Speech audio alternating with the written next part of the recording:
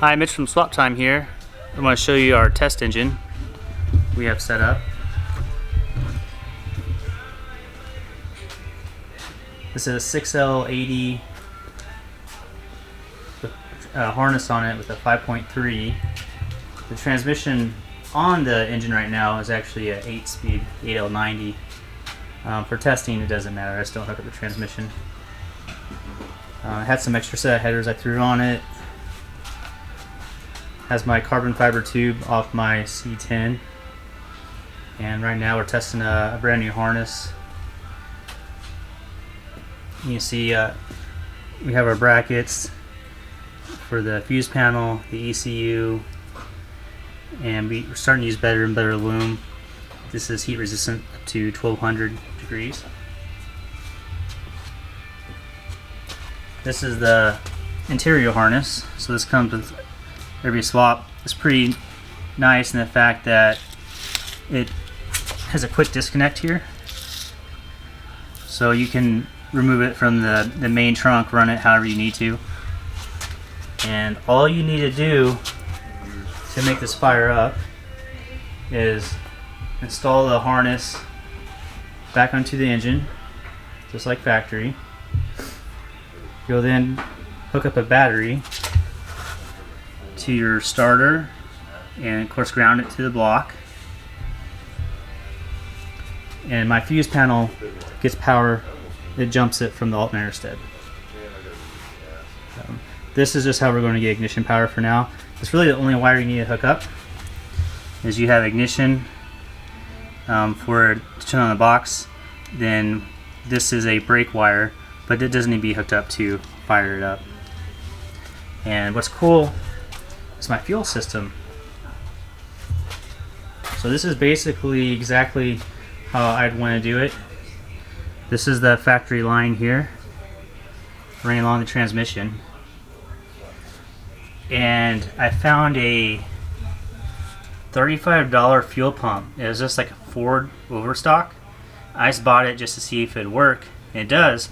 What's cool is it fit perfectly into this coffee can, and it is self-regulated at about 60 pounds of pressure. So this is a single line to your engine. That's all you need here.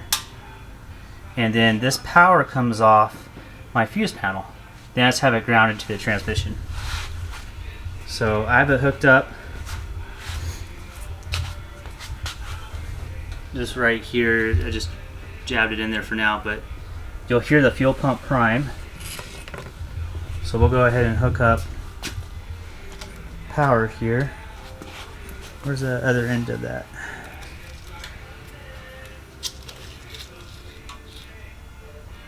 Alright, so he's going to hook it to the stud.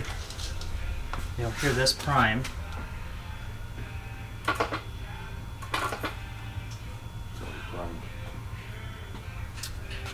Oh, it's still prime from when we started a second ago.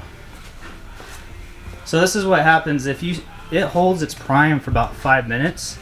The computer knows that. So what I do, just disconnect the main ground.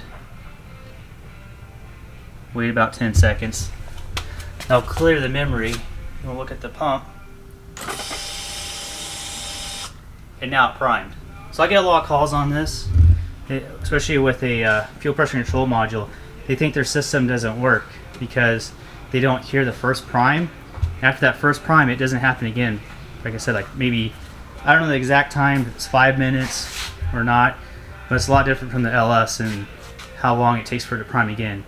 Then of course it runs once the engine starts. So you want to crank it, Matt. So all we're going to do here is this would be your starter solenoid wire from your key, and then this is going to jump to our starter solenoid wire that's built into the harness. So you're just going to jam it in there for a second to crank it.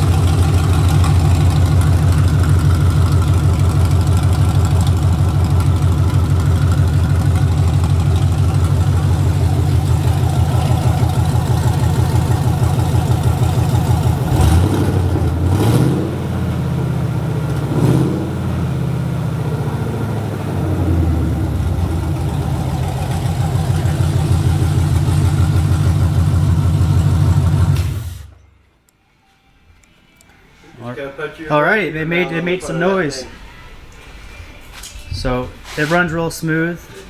Had the mass airflow tube, helps a lot. If you don't have it on there, it doesn't like to rev up. But pretty simple. Really, there's not much difference in doing this than an LS swap.